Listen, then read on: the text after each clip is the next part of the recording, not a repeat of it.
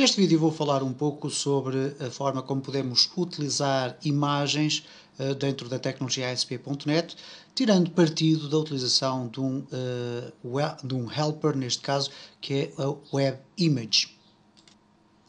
Uma das características fundamentais de qualquer página de internet é a qualidade gráfica que nós podemos atualmente obter através da introdução de imagens, de cores, de cascading style sheets, etc. nos nossos projetos web.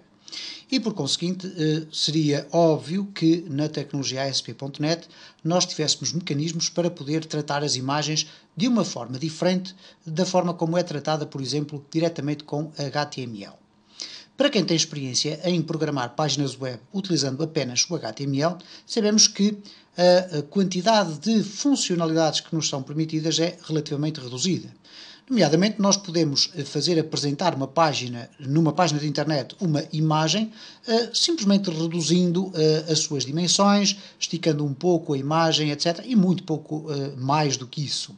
Ora, através da tecnologia ASP.NET e através de um helper que nós temos acesso, que será o objeto deste vídeo, que é o Web Image, nós podemos muito facilmente carregar uma imagem para o interior da nossa aplicação web e depois podemos fazer-lhe algumas modificações e apresentá-la já com essas modificações feitas. Neste vídeo vou mostrar então alguns exemplos do que podemos fazer com o Web Image. Ora, neste caso vamos criar um novo projeto muito simples. É um website vazio, ok? Um ASP Empty Website. Vamos lhe dar aqui o nome de Web Image. Vai ser criado então o nosso projeto muito simples, completamente vazio, mas vamos de imediato adicionar uma página que vai ser uma página Razor V3. Então vamos clicar aqui para adicionar um novo item, vamos selecionar Web Page Razor V3 e vamos lhe dar o nome Default. Vamos aguardar alguns instantes até que o Visual Studio crie o nosso projeto, nomeadamente agregando aqui a pasta bin, que contém as dependências, e também aqui o ficheiro packages, e temos então o nosso ficheiro default.cshtml. Obviamente que para fazermos aqui a exemplificação da utilização do Web Image, vamos necessitar pelo menos de uma imagem. Tomei a iniciativa de escolher diretamente da internet uma imagem que nos pode dar aqui exemplos muito práticos do que é que nós podemos fazer. Poderia ter escolhido uma fotografia qualquer, mas eu escolhi propositadamente uma imagem que vou deixar à disposição para descarregarem no link ou nos links deste vídeo, neste caso nos comentários, e o que eu quero mostrar é então esta imagem que eu aqui tenho. Eu vou fazer aqui um duplo clique.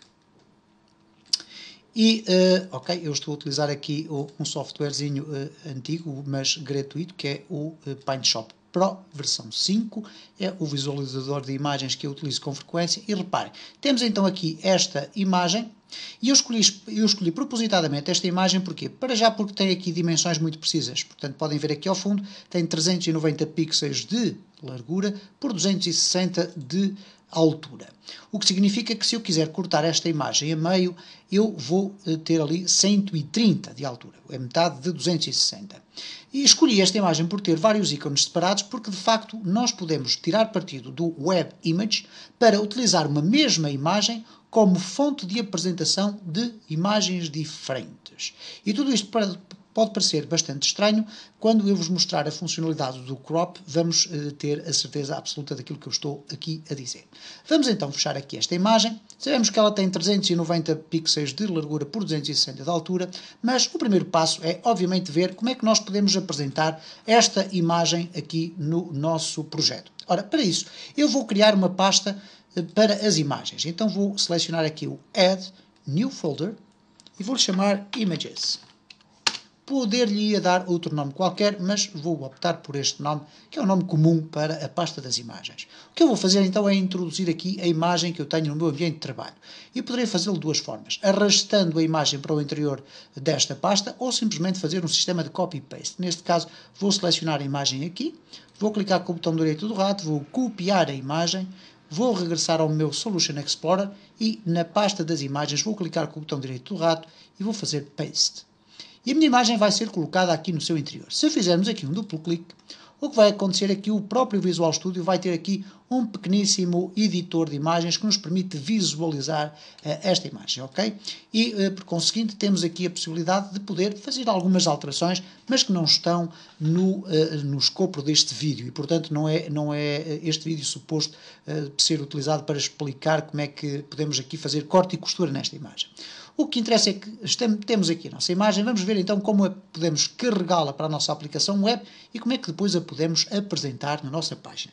Neste caso vamos abrir aqui uma Syntax Razor e vamos criar um objeto chamado WebImage, ok? Que é a partir de uma classe chamada WebImage. Então vamos escrever WebImage e a WebImage é uma classe que pertence então ao system.web.helpers e daí nós designarmos isto como um helper do ASP.NET, assim como é o caso do WebGrid ou do Chart, etc.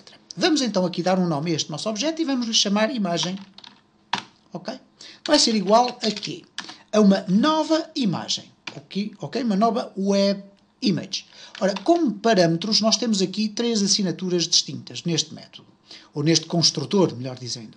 Temos aqui um array de bytes, não nos interessa, temos aqui um stream e temos depois um string file path. Ora, o string file path vai nos permitir definir qual é o caminho da nossa imagem na localização física do nosso computador. Neste caso o que nós podemos fazer é simplesmente o seguinte, colocar aqui images barra imagem exemplo.jpg, que é a extensão da nossa imagem. Okay? E desta forma, com apenas uma linha de comando, nós vamos ter a nossa imagem carregada para uma variável, okay? Para um objeto. Ora, isto não significa que neste momento a nossa imagem esteja a ser apresentada. Reparem, eu vou aqui executar a nossa página web e, como podem observar, não aparece rigorosamente nada na nossa página. O que vai acontecer então é o seguinte, se eu quiser apresentar a minha página web, eu vou alargar aqui um bocadinho para vermos o texto melhor, eu apenas terei que fazer o seguinte, imagem.write. E write significa escrever, ok? Não preciso de colocar qualquer tipo de parâmetro e quando eu agora refrescar a minha página web, o que nós vamos verificar então é que ela irá apresentar os dados. Obviamente não irá apresentar porque eu não gravei e se eu não atualizar ela não vai gravar o código que eu acrescentei. Vamos agora sim refrescar aqui a nossa página e como podem observar temos aqui então a nossa imagem apresentada. Vamos, contudo, verificar o seguinte. Vamos regressar ao nosso ambiente de programação, não antes sem dizer que o que nós vamos pretender é carregar esta imagem, mas apenas mostrar, por exemplo, os 3 ícones que aqui estão da parte de baixo. Eu já tive a ocasião de dizer no início deste vídeo que esta nossa imagem tem 260 pixels de altura, o que significa que, se ela estiver bem organizada, estão aqui os primeiros 3 ícones nos 0 até 130 e depois dos 130 até aos 260 estão os restantes ícones. Eu vou só apresentar estes 3 ícones e vamos usar como referência visual o facto do primeiro ícone ser verde, ok? Ora, então temos aqui o primeiro ícone verde e o que nós pretendemos então é que a imagem só seja apresentada com os 3 ícones, estes que aqui estão. Estes aqui irão desaparecer e a imagem será puxada automaticamente para cima. Ora, o que nós vamos fazer então é utilizar aqui alguns dos métodos que existem na classe WebImage que nos permitem transformar ou trabalhar as imagens. Reparem, se eu escrever imagem, ponto, eu vou ter acesso então ao conjunto de propriedades e métodos que me permitem operar relativamente a esta imagem. Não vamos estar aqui a explorar cada um destes métodos, mas de qualquer das formas temos aqui alguns muito interessantes. Neste caso temos aqui o crop. O crop é um termo que significa cortar ou encurtar ou retalhar uma imagem.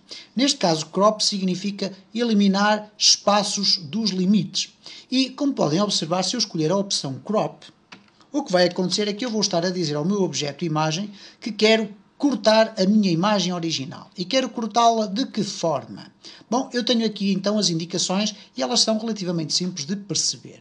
Em primeiro lugar, um valor inteiro, que neste caso por defeito é igual a 0, todos eles são iguais a 0. Temos aqui o valor top, o left, o bottom e o right. Significa em português a parte de cima, a parte da esquerda, a parte de baixo e a parte da direita. Eu quando digo a parte não digo só a direita, digo a parte direita. Porquê? Porque nós aqui vamos definir no primeiro parâmetro o número de pixels a remover a partir do topo. Ora, se a nossa imagem tem 260 e nós queremos apresentar a partir do 130 para baixo, nós vamos querer remover do topo para baixo 130 pixels. Colocamos a vírgula e depois vamos ter que indicar o que é que queremos remover da esquerda. Ora, como nós queremos apresentar os 3 ícones de baixo da nossa imagem, nós vamos remover 0 pixels da esquerda. O mesmo acontece em relação à parte de baixo, não vamos remover pixels de baixo para cima, nem vamos remover pixels da direita para o interior. E por conseguinte, esta instrução vai ter uma influência direta na nossa imagem. Ela vai ser carregada com o seu tamanho original nesta linha de comandos, a seguir vai ser tratada de forma a ficar cortada apenas a esta porção que aqui está e depois vai ser apresentada.